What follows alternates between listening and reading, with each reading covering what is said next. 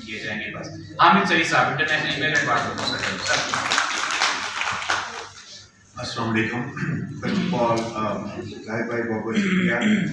ये वर्कशॉप इतनी अच्छी है कि मेरा दिल कर रहा है कि अपना प्रोफेशन छोड़ के जर्नलिस्ट बन जाए। You know, I was sitting here and I tell you something, I got great tips and some of you. अल्लाह ने आपको बड़ा रिस्क दिया, क्यों भूखा मर अल्लाह ने जो है रिस्क का जो है वो हर बंदे का बंदोबस्त किया है। सबसे पहले मैं ये कहना चाहूँगा कि जो सहाफ़त है, डॉक्टर तनवीर साहब ने बात की, बड़ा मुक़द्दस पेशा है। तो जो मेरी इंटरप्रिटेशन है वो ये है कि पता कितना मुक़द्दस है ये, कि आप उसको आवाज़ देते हैं जिसकी पास आवाज़ नहीं होती।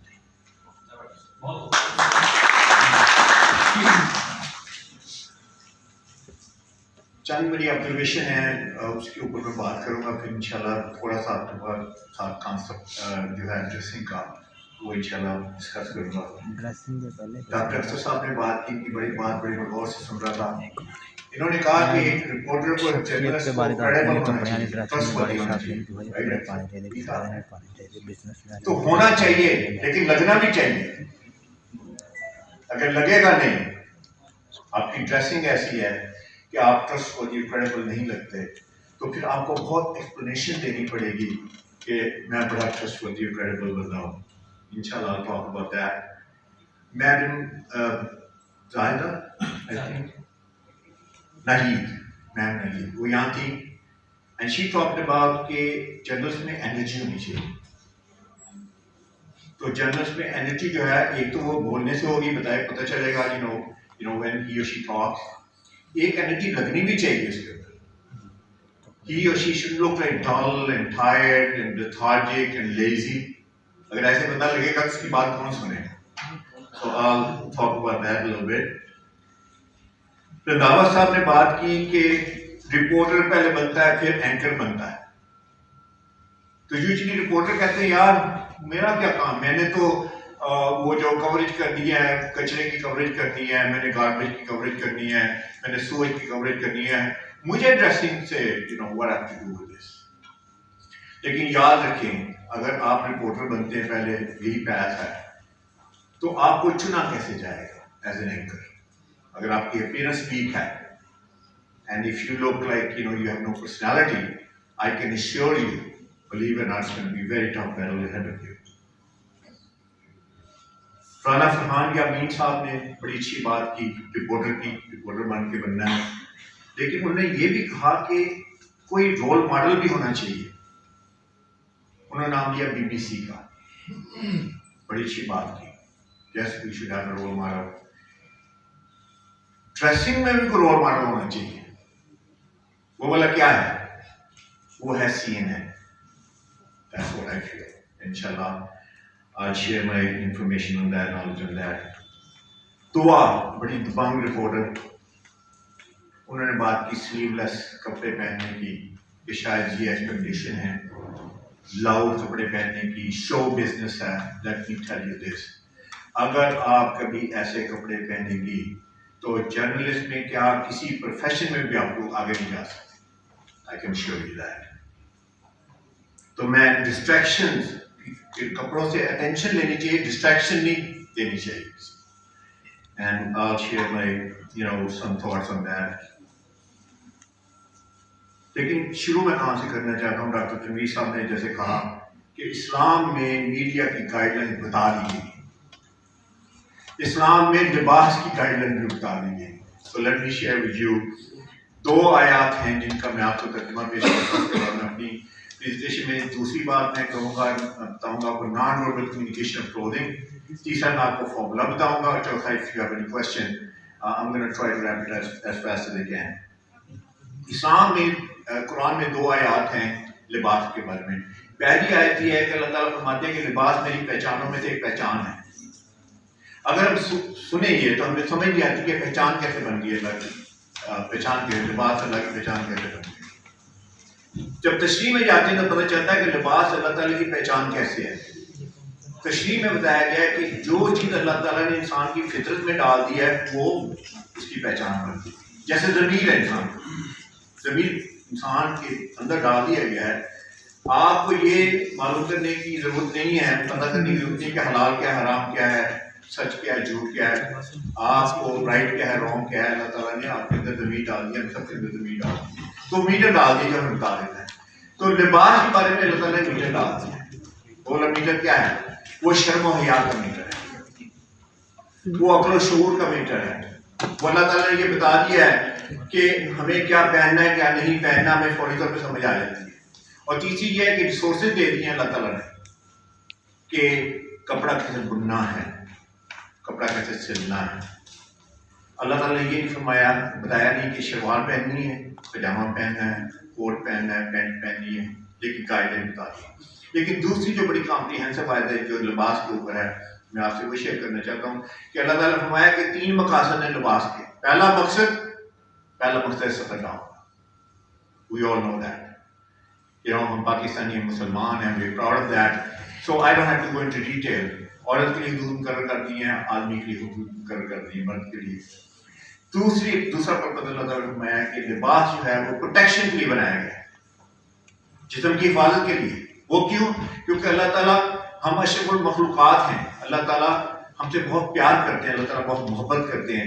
जैसे एक माँ जो होती है वो अपने बच्चों को किस तरीके से अपना सर्दी से बचाती है, गर्मी से बचाती है, उसकी प्रोटेक्शन करती है, अल्लाह ताला 70 माओं से ज़्यादा मोहब्बत करते हैं उसकी। तो अल्लाह ताला चाहते हैं कि हम हर्ट ना हो, यानी हमें ये सोचना है कि हमें सर्दी में क्या पहनना है, गर्मी में क्या पहनना है, तूफान में क्या पहनना है, बारिश में क्या पहनना है। अगर बारिश हो रही है, मैं ये सूट पहन के बाहर निकल जाता हूँ, is it the right outfit for that? Absolutely not. अगर मैं आर्मी में हूँ तो मैं ये टू पीस सूट पहन के चले जाता हूँ, is it the right outfit? Absolutely not. Maybe I need a fatigue, maybe I need a uniform. तो ये दूसरा मकसद है। तीसरा मकसद जिसके ऊपर मेरी सारी प्रेजेंटेशन है, I spent over 2 decades in New York, और आज तक पाकिस्तान में मैं सर ड्रेस फॉर सक्सेस की कैंपेन लेके पाकिस्तान में पिछले 3 साल से काम कर रहा हूँ। और आज पिछले लास्ट वीक बड़ी खुशी की खबर है कि स्कूल के टीचर्स को भी अब ड्रेस पॉलिसी गवर्नमेंट ने बताई है कि आपने ड्रेस अप होके आना है। So I am very happy about that, I am trying to make some impact in Pakistan. तो तीसरा मकसद जो है ना, वो अल्लाह ताला ने कहा है कि वो है लिबास जीनत के लिए बनाया गया, खूबसूरती के लिए बनाया गया। देखें, हमारा मजहब ये नहीं कहता कि हम खड़े पुराने कपड़े, मैले कुचले कपड़े पहन के राह बन के बाहर निकल जाएं। ये इंटरप्रिटेशन इस्लाम की नहीं है। खूबसूरती के लिए क्यों? इसलिए कि अल्लाह ताला खूबसूरत है। अल्लाह ताला ने दुनिया बड़ी खूबसूरत बनाई। I have travelled all over the world, I don't know how many of you have travelled all over the world और सम अदर कंट्री। जहां जाओ खूबसूरती है। बाहर निकलते हैं, हम आसमान देखते हैं कितना खूबसूरत है, हम सितारे देखते हैं कितने खूबसूरत हैं, हम फूल देखते हैं कितने खूबसूरत हैं, हम जंगल देखते हैं कितने खूबसूरत हैं। खूबसूरती है। इसलिए अल्लाह ताला चाहते हैं कि मेरा बंदा जो है, मेरी बंदी, वो भी खूबसूरत लगे। लेकिन एक कैवियट है, एक क्वेश्चन है, भला वो क्या? खूबसूरत लगना है लेकिन तकब्बर नहीं आना चाहिए। अगर आपने तकब्बर आ गया तो let me tell you this is path to destruction, I can sure you. तो ये थी इस्लाम की इंटरप्रिटेशन। अब मैं दूसरा quickly I move on to my next topic, I mean like segment, non verbal communication of clothing. वो क्या चीज है? वो किस एनिमल का नाम है? I am an expert on that. शायद आपने कभी सोचा ही नहीं होगा कि यार मेरा लिबास क्या है मेरे बारे में। तो मैं आपको बताना चाहता हूँ, गौर से मेरी जरा बात सुनिए, क्योंकि याद रखिए, आप कुछ कह भी रहे हैं मुंह से और अपने कुछ लिबास से भी कह रहे हैं। क्या ये दोनों चीजें जो है वो आप उसमें कोई रब्त है, उसमें रिलेशनशिप है कि नहीं है? नॉन वर्बल कम्युनिकेशन मतलब ये है कि इससे पहले कि आप मुंह से एक लफ्ज भी बोलें, आप ऑडिशन देने तो जाएंगे ना कि नहीं जाएंगे? आप इंटरव्यू तो जाएंगे, जरूर जाएंगे। तो इससे पहले कि आप मुंह से एक लफ्ज भी बोलें, आप अपने बारे में सब कुछ बता चुके होते हैं। और कितनी देर में बताते हैं? फर्स्ट 30 सेकंड में, मे बी इवन 7 सेकंड। वो कहते हैं first impression the last impression, आपने सुना होगा। अच्छा, मैं quickly, because I don't have a lot of time here, usually I spend about may be 1 hour on this, लेकिन मैं आपको ब्रॉड स्ट्रोक में बताता हूँ कि हम अपने लिबास से क्या बताते हैं। पहली चीज जो हम अपने लिबास से बताते हैं कि हम किस सोशियो इकोनॉमिक लेवल से बिलोंग करते हैं। लिबास से, ऑरा से, पर्सनैलिटी से, अपनी कंप्लीट पैकेज से। यानी कि do I belong from an affluent segment of the society? Or do I belong from middle class level of the society? Do I belong from the lower middle class? Or do I belong from a village? Or do I belong from a very poor environment of society? अच्छा, अहम बात इसमें नहीं है कि हम कहाँ से बिलोंग करते हैं, अहम बात यह है कि do we look well groomed? अगर हम वेल ग्रूम लगते हैं, let me tell you this, nobody is ever going to ask you कि आप कहाँ से बिलोंग करती हैं, कहाँ से बिलोंग करते हैं, आपका बैंक बैलेंस कितना है, आप किस फैमिली बैकग्राउंड से हैं. Let me tell you this, there is no need for that. तो पहली बात है वेल ग्रूम लगना है. दूसरी बात, आप कितने कामयाब लगते हैं, ये नहीं कितने कामयाब हैं, लगते कितने कामयाब हैं. तो अगर आप कामयाब नहीं लगते तो फिर क्या लगते हैं, उसका अपोजिट क्या है, नाकाम लगते हैं. तो अगर आप नाकाम लगते हैं तो आप तो ये दूसरी बात है जो आप नॉन वर्बल कम्युनिकेट करते हैं. तीसरी बात जो सबसे ज्यादा इंपॉर्टेंट है कि आप कितने कॉन्फिडेंट लगते हैं. अगर आपके अंदर कॉन्फिडेंस नहीं है, आप कॉन्फिडेंट लगते नहीं है, do you think anybody will hire you? I don't think so. अभी आपने याद रखें, एक लफ्ज मुझसे नहीं बोला, आप कॉन्फिडेंट लगते हैं कि नहीं लगते हैं. अच्छा, कॉन्फिडेंस कहां से आता है? दो चीजों से आता है. एक आपके नॉलेज से, एजुकेशन से आता है, दूसरा अपने लिबास से आता है. There is no other third way जिससे कॉन्फिडेंस आता है. और चौथी, पांचवी, छठी चीज तो बेशुमार है. आप नॉलेजेबल लगते हैं कि नहीं लगते, आप कॉम्पिटेंट लगते हैं कि नहीं लगते, आप जो है वो सबसे इंपॉर्टेंट बात ट्रस्टवर्दी और क्रेडिबल लगते हैं कि नहीं लगते. अगर आप ट्रस्टवर्दी और क्रेडिबल नहीं लगते, let me tell you this my friend, the game is over. Totally आपको मौका ही नहीं दिया जाएगा. आपने रुचि मेरी तो बात ही नहीं सुनी है. तो ये है वो नॉन वर्बल कम्युनिकेशन जिसका आपने ख्याल रखना है. You have to start thinking about that. Last part में मैं आपसे शेयर करना चाहता हूँ कि ये सारी चीजें कैसे अकम्प्लिश हो सकती हैं. मैं आपको ये नहीं बताऊंगा कि या कहूंगा कि ये लिबास पहन ले, ये कलर पहन ले, ये हो. मैं आपको एक फॉर्मूला बताना चाहता हूँ क्विकली. वो formula I can sure you, अगर आप वो फॉर्मूला अंडरस्टैंड करेंगे, कॉम्प्रिहेंड करेंगे, इंटरनलाइज करेंगे, and more important if you apply it, you will never make a dressing mistake. So with this big claim, let me tell you this. पहली चीज, 5 P's of dressing में जो मैंने develop की being in the United States and I've been doing this for the last 20 years. हर जगह apply होगी. पहला P है पिगमेंटेशन, कलर. इसका मतलब है कि आपके ऊपर कौन सा कलर सूट करता है, आपने ये डिटरमाइन करना है. इसमें जो वो भी हिकमत है अल्लाह ताला ने, हर शेप और फॉर्म, हर कलर का अल्लाह ताला ने दुनिया में बनाया है. गोरे बनाए हैं, काले बनाए हैं, चमकदार काले फिर हम हैं, फिर उसके बाद जैपनीज है, चाइनीज है. तो हमारा कलर जो है वो डिपेंड करता है हमारा आई कलर क्या है, हेयर कलर क्या, स्किन टोन है, उसके मुताबिक हमारे कपड़े जो है कंपेटेबल होने चाहिए. जिस दिन हमारे कपड़े कंपेटेबल होंगे, हम अच्छे लगेंगे, स्टैटिकली भी अच्छे लगेंगे, और वो एनर्जी जो मैडम ने बात की, वो एनर्जी आएगी. क्योंकि जब अच्छा कलर पहनते हैं तो हमारी स्किन ग्लो करती है. याद रखें, this is the color that which I'm talking about closer to our face. This could be dupatta, this could be hijab, this could be kameez, this could be shirt, this could be tie, this could be sweater, anything which is close to our face. आपकी skin glow करेगी, आपकी eyes more vibrant होंगी, आप more energetic लगेंगे, and you will look like you are full of life. कोई anchor ऐसा हो सकता है कि he looks too dull, nobody wants to listen to him, he looks too tired. तो साथ में आप अच्छा, अगर आप वो कलर राइट नहीं पहनेंगे तो let me tell you what's going to happen. You will look tired. You look lethargic, you will be lazy. अगर आप जॉब इंटरव्यू जाते हैं, ऑडिशन के लिए जाते हैं, doesn't matter what situation, if you look tired, lethargic, lazy, nobody's gonna hire you.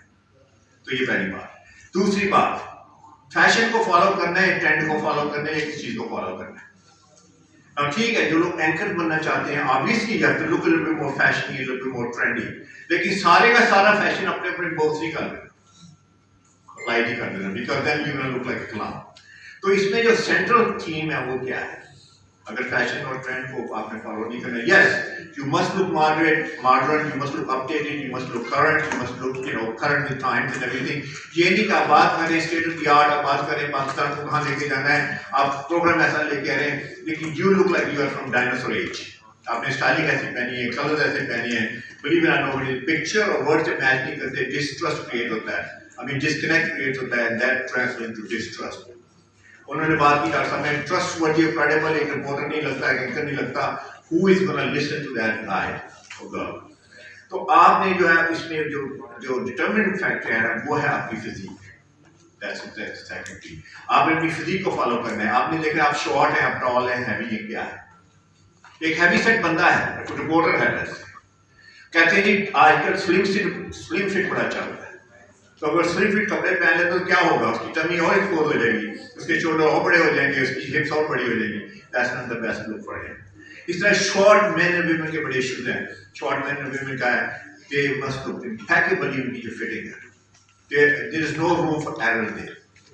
और एक और बात बताते चलूँ कि जो शॉर्ट बंदे हैं, मैन वुमेन, आपने ज़्यादा कॉन्ट्रास्ट नहीं पहना। अगर ज़्यादा कॉन्ट्रास्ट पहनेंगे, यानी ब्लैक कोट पहन लिया, अगर नीचे वाइट ट्राउजर या शलवार पहन ली, तो आपने अपने आप को हाफ में डिवाइड कर दिया। अब 5 फुट के बंदे आप 2.5 फुट के बन जाएंगे, क्योंकि अल्लाह ताला ने आई को तरीका बताया कैसे प्रोसेस करना है। आई यहाँ से शुरू करती है, इस कलर को प्रोसेस करती है, फिर दूसरा कलर प्रोसेस करती है, तो आपने अपने आप को हाफ में डिवाइड कर दिया। तो इसमें जो है आप भी फिजिक को फॉलो करें। तीसरी, पर्सनैलिटी, वेरी वेरी इंपॉर्टेंट। कपड़े आपकी पर्सनैलिटी में सूट करने चाहिए। अगर आपके कपड़े जो आपकी पर्सनैलिटी में सूट नहीं करते, that means you need obviously different clothes. इस पर्सनैलिटी में सिर्फ 2 टाइप के लोग हैं, एक है लीडर टाइप, एक लोग हैं फॉलोअर टाइप। आप सब लीडर्स हैं, so you can experiment with colors, you can experiment with style, and इसमें जो पंच लाइन है वो ये है कि clothing does not carry the man or woman carries the clothing। और जिसमें चौथा पी है वो इंतहाई इंपॉर्टेंट है, वो है पोजीशन। आपने पोजीशन को लागू कपड़े पहनने हैं। अगर आप इंटर्न जा रहे हैं तो आप वहाँ पे अगर ओवर ड्रेसिंग करके जाते हैं, आप सी लेवल के बंदे की तरह ड्रेसिंग करके जाते हैं, believe it's not gonna work. इस तरह अंडर ड्रेसिंग नहीं करनी। आपने जो आपकी पोजीशन है उसके मुताबिक कपड़े पहने। मेरे पास एक प्रोड्यूसर आए, तो मैंने कहा सर, बल्कि ये लास्ट वीक की बात है, लास्ट वीक है प्रोफेशन, कि आपका जो प्रोफेशन है वो आपको लगना चाहिए।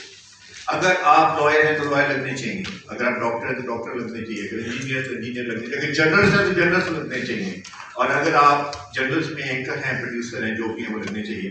तो एक प्रोड्यूसर मेरे पास आए, तो मैं उनकी ड्रेसिंग देख रहा था, बड़े लेवल के प्रोड्यूसर थे, तो मैंने ऐसे हंसते हुए कहा, मैंने सर प्रोड्यूसर को प्रोड्यूसर लगना चाहिए कि नहीं लगना चाहिए? तो वो कहने लगे, हंसने लगे। मैंने कहा शायद उन्होंने गलत बात कर दी है। तो मैंने कहा सर आप हंस रहे हैं? कहने लगे यार मेरे साथ एक्चुअली हुआ है। मैंने कहा क्या हुआ आपके साथ? ये रेलेवेंट बात है। वो कहते हैं पैसे की भी जरूरत है, फाइनेंस भी बंदे को मीट करने हैं, सारा कुछ करना है। कहने लगे एक जगह पे जॉब कर रहा था, and I was getting 1 lakh, 1 lakh मेरी सैलरी थी। तो एक और जॉब निकली जहाँ पे 2 लाख की सैलरी थी। मेरा काफ़ी एक्सपीरियंस था, मैंने वहाँ ट्राई किया, कुछ सिफारिश भी थी, वो भी करवाया वगैरह। एंड में कहते हैं उन्होंने मुझे सिलेक्ट नहीं किया। कहते जब मैंने पता करवाया कि वो क्या है, तो जो मैनेजमेंट ने कहा यार 1 लाख वाला बंदा नहीं लगता था, तो फिर 2 लाख वाला कैसे लगे? सो लास्ट मैसेज मैं आपको ये देना चाहता हूँ, जो आपकी लुक है, it should not be only for that particular. जब आप ऑडिशन देने जाए, you have to have a signature look. जब आप सुबह तैयार हो, एवरी डे आप ये सोचें कि आपने किसको मिलना है, वो आपको कैसे परसीव करेगा, ये करेगी, आपका एजेंडा क्या है, आपकी एक सिग्नेचर लुक होनी चाहिए। You shouldn't look good only on one day. You should look good every day. लोग मुझसे पूछते हैं पाकिस्तान में प्रॉब्लम क्या है ड्रेसिंग में? मैं कहा प्रॉब्लम ये है कि एक दिन बंदा बहुत अच्छा लगता है, एक दिन समवट अच्छा लगता है, तीसरे दिन कहते हैं ये वही है बंदा।